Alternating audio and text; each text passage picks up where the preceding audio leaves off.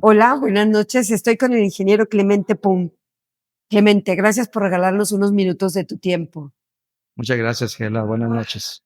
Clemente, vamos a hacer una mirada hacia atrás.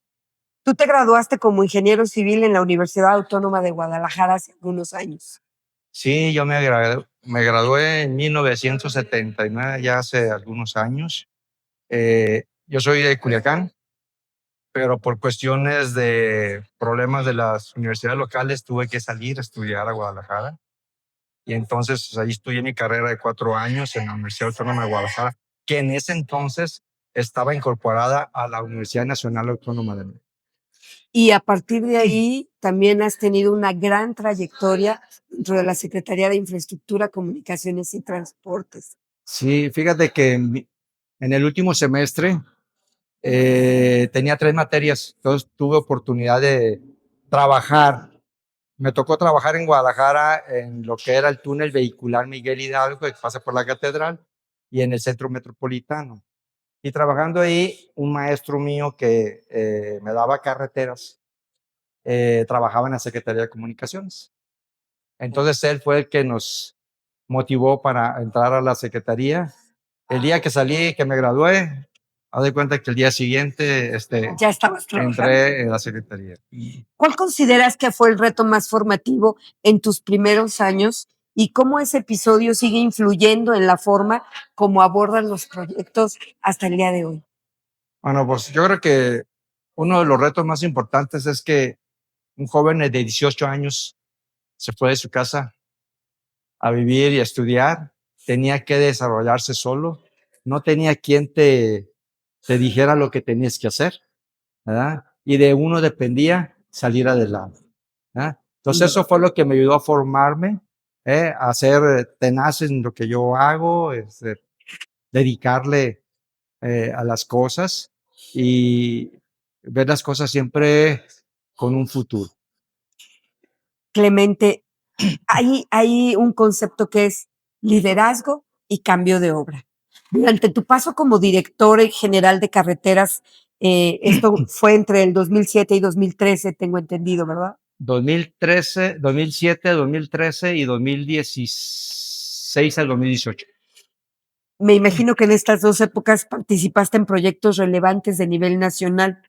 ¿Cómo integraste o cómo hubieras querido integrar los elementos de innovación, sustentabilidad o participación ciudadana en este tipo de obras? Bueno, la mayoría de los proyectos que me tocó dirigir, hablando en ese sentido, fueron esos años del 2007 al 2018, fueron los años que creo hubo la mayor inversión en infraestructura, ¿verdad? Eh, Éramos los ingenieros, no había muchos ingenieros, los ingenieros ya muchos se habían retirado, entonces los jóvenes que cuando nosotros entramos, pues ahora ya éramos los ingenieros, los de experiencia, ¿verdad? Bueno, pues tuvimos que cuidar, vamos, te puedo poner el caso de la carretera Durango-Mazatlán, una de las obras más emblemáticas que la Secretaría ha construido en muchos años. Esa carretera estaba en lo más abrupto de la Sierra Madre Occidental. Entonces tenemos que cuidar toda la zona del medio ambiente, o sea, no podíamos afectar la flora y la fauna de esa región. Entonces tuvimos que aprender mediante especialistas en ese tema cómo salvaguardar y cómo moverlos y luego volverlos a reinstalar. Tuvimos que aprender a hacer túneles, por ejemplo. En México hacía muchos años que no se hacían túneles. En esta carretera se hicieron 61 túneles. Entre túneles y puente fueron más de 30 kilómetros. Más del 10% de la longitud de la carretera eran túneles y puentes. Entonces fue una experiencia que todos los ingenieros que trabajamos en la Secretaría aprendimos, si lo vemos desde ese punto de vista, pero también es muy importante destacar que fueron o fuimos los ingenieros mexicanos los que logramos hacer esas infraestructuras. Y después de toda esta trayectoria, también te has desempeñado en el ámbito gremial y en la academia. ¿Cuál de estas dos áreas ha sido para ti la que más te ha jalado entre lo profesional, lo gremial y lo académico? Fíjate que yo he sido presidente en 3 asociaciones y cada una de ellas tiene un ámbito diferente. Fui presidente de la Asociación Mexicana de Vías Terrestres. Esa asociación es una asociación de todos los técnicos especialistas en las carreteras, puentes, carreteras, puertos, ferrocarriles y aeropuertos. Entonces era muy técnico el tema. Era, éramos casi la mayoría compañeros del mismo pensamiento, ¿eh? Muchos éramos compañeros de la secretaría y otros eran empresarios que trabajaban para la secretaría. Entonces ese era un perfil. Luego fui presidente del Colegio de Ingenieros Civiles de México. Es el colegio más grande del país y ahí los perfiles son de que hay de todo tipo de ingenieros, de todo, de diversos. Ya no nomás eran las vías terrestres, sino yo convivía con los del agua, con los de edificación, estructuras. Yo conviví en otro ámbito. Ese me tocó ser un poco más de relaciones con otras dependencias. Cuando eran vías terrestres, la relación era nomás con la secretaría. Acá ya era con otras dependencias. Y luego después fui presidente de la Federación Mexicana de Colegios de Ingenieros Civiles, donde ahora convivía con ingenieros de todo el país.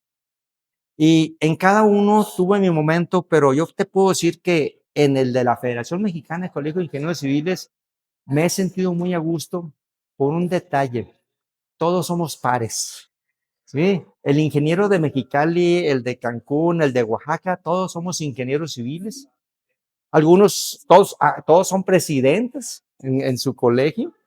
Entonces me ha tocado convivir con ellos, pero ya en una manera más personal, ¿sí? Más de amigos. Y las reuniones de la federación me gustan mucho porque son reuniones libres y como te digo, somos de pares. No hay nadie más alto que otro aquí en esta reunión, todos somos compañeros. A diferencia de otras asociaciones en que sí hay ciertas jerarquías, en esta yo me he sentido muy contento y por eso sigo participando y apoyando a esa federación. Y la academia, Clemente, ¿cómo ha sido para ti? Bueno, en la academia también fue otra etapa, es un poco diferente a esta parte gremial. Ingresé a la Academia Mexicana de Ingeniería presentando un trabajo de los túneles que hice en la Durango Mazatlán. Ese fue mi ingreso a la academia. Ahí he participado, me ha tocado dirigir un seminario y actualmente es mi segundo periodo que estoy en la comisión de admisión. O sea, yo estoy en la comisión de admisión de la academia, en donde cada año se saca una convocatoria y los ingenieros para poder ingresar pues deben tener un currículum eh, más allá de lo normal que uno realiza como ingeniero en este caso, para que sea una academia de gente de valor. ¿Mm? Justo en esta reunión de la FEMSI, tuve la oportunidad de ver muchos presidentes de colegios jóvenes. ¿Qué mensaje o consejo le darías a todos estos ingenieros civiles que hoy se vuelven referentes en sus diferentes colegios y que muchos de ellos pues son menores de 40 años? Entonces, ¿qué consejo les darías? Bueno, yo un consejo muy importante es que siempre traten de aprender y siempre traten de apoyarse con los ingenieros que tienen experiencia. Los ingenieros que tienen experiencia, poco a poco nos vamos a ir yendo. Y si los jóvenes no aprovechan esta experiencia, ¿eh? Nosotros ya no podemos transmitir y ese valor de, en mi caso, 39 años en la Secretaría, más lo que llevo, más 7 años más, 46 años en este trabajo, pues se pierde si esos jóvenes no nos aprovechan, ¿sí? Sí, Yo creo que es importante que ellos, sí, tan jóvenes, nosotros fuimos jóvenes, pero siempre tuvimos que aprender, porque todos los días se aprende. Y vale más aprender de alguien que ya caminó y no claro. cometer los mismos errores, ¿verdad? Que querer decir yo solo puedo hacer las cosas. No, nadie puede hacer las cosas solo, siempre hay que depender de lo demás, ¿verdad? Pero con nuestros conocimientos, bueno, nosotros dirigimos nuestro propio rumbo. con la experiencia que tienes en este rubro de movilidad, hablemos tanto de carreteras, ferrocarril, puertos, como bien mencionabas, ¿cuál es tu visión para el país? ¿Qué deberíamos de tener? ¿Cómo deberían estar estas comunicaciones para que poco a poco México pues vaya saliendo del rezago en el que se encuentra? Yo creo que lo primero que tenemos que hacer, como en toda obra de infraestructura, primero tenemos que mantener lo que tenemos.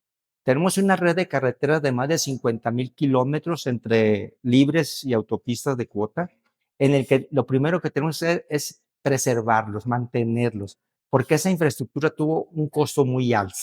Si las carreteras se encuentran en buenas condiciones, el desarrollo económico se aligera, los costos de transporte son más baratos porque hay menos consumo de combustible, menos daño de los vehículos, todo ese tipo de cosas. Y además algo muy importante, menos emisión de dióxido de carbono cuando las carretas están en buenas condiciones. En segundo lugar, todavía tenemos necesidades de mejorar algunas carreteras y mejorar no me refiero al mantenimiento. Si no hay carreteras que requieren ya sea ampliarse a más carriles, mejorar los alineamientos, hay carreteras con curvas muy peligrosas, bueno, hay que mejorar esos alineamientos y en otros casos hay que construir carreteras nuevas, ¿verdad? Que puedan ser más acortamientos y que puedan, sobre todo libramientos para evitar pasar por las ciudades, para que el tránsito sea más rápido, no afecte a la ciudad, porque mucha gente dice, no, es que se nos va, si la carretera se va de la ciudad, vamos a perder. No, no pierden, se mejoran porque se mejora su calidad de vida sin tener todo ese transporte y toda esa contaminación. Entonces, esa es otra parte que necesitamos hacer, ¿verdad? Mejorar la infraestructura, ampliar la infraestructura, porque lo dijeron hoy en la mañana en una de las pláticas, las carreteras es el inicio de todo. Habiendo carreteras hay salud, hay educación, hay todo. Entonces Comercio. México necesita estar competitivo y para estar competitivo tiene que tener buenas carreteras y que los niveles de servicio de las carreteras sean satisfactorias, eficientes como en muchos países del mundo. ¿Algún mensaje más que quisieras dar a todos los ingenieros del país? Bueno, yo creo que algo muy importante es que nunca dejemos de prepararnos. Siempre hay que estar al día, sobre todo ahora, igual nos dijeron, la inteligencia artificial, que no es que haya llegado de repente, pero para nosotros es algo nuevo, sobre todo los que no tenemos 40 años y no ya tenemos más. Tenemos que actualizarnos en eso, pero también hay que saber usar esas herramientas. Esas herramientas son para usarlo nosotros, no para que ellos nos usen a nosotros. ¿Verdad? Entonces hay que capacitarnos y los colegios son buenos asociaciones donde permiten capacitar a todo este gremio de ingenieros. Clemente, muchas gracias por tu tiempo. Gracias, Jesús.